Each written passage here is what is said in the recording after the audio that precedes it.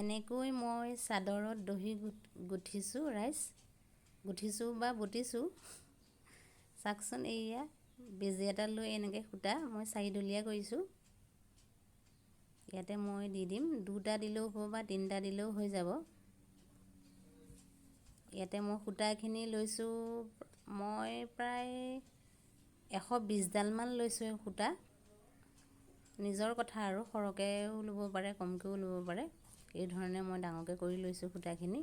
ইয়াতে এতিয়া দি দিম। ইয়াতো মই 2টা বা 3টা, যোনে ভাল পায় আৰু যেইটাকে। গাঁঠিবোৰ বেছি দিলে অলপ গপচ হয়, ভাল হ'ব। এই ধৰণে দিয়ে চাই লওক, একেবাৰে ওচৰৰ পৰা দেখুৱাবলৈ চেষ্টা কৰিছোঁ। প্ৰথম এনেকৈ 3টা বা 2টা দি দিব গাঁঠি। আৰামত শিকি যাব, একদম ওচৰৰ পৰা দেখুৱাবলৈ চেষ্টা কৰিছোঁ। 3টা মই দিছোঁ ইয়াতে গাঁঠি। এই সূতাখিনি আকৌ এই ধৰণেৰে ধৰি ল'ব, ধৰি লৈ ইফালে আকৌ লুটিয়াই দিব। লুটিয়াই দি ইয়াতে গাঁঠি আঙুলিটো কাষদি এনেকৈ সোমোৱাই ইপাৰ পাক দি আকৌ এই আঙুলিটো তলদি সূতাডাল উলিয়াই দিব। এই ধৰণেৰে চাওক, লাহে লাহে কৰিবলৈ চেষ্টা কৰিছোঁ, সুবিধাৰ কাৰণে, আপোনালোকৰ কাৰণে। শিকি যাব সোনকালে।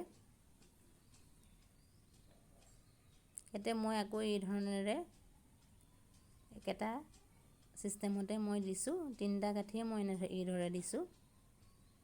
সূতাডাললৈ ইফালে দীঘলকৈ ল'ব, তেতিয়া গাঁঠি দিবলৈ ভাল হয়। আকৌ বেজি থকা সূতাডালে মেৰিয়াই পেলাই আকৌ ইয়াতে 2-3টা এই ধৰণেৰে, ইমান টাইটকৈ নিদিব আৰু পাছত এই ধৰণে সূতাৰ গাঁঠিকেইটা মাজেদি বেজিটো পাৰ কৰি দিব। এতিয়া সূতা কাটি দিলে ধৰিব নোৱাৰে, ভাল লাগে। এয়া কেঁচিখন অকণমান চোকা ল'ব। এয়া মোৰ হাতৰ কাম।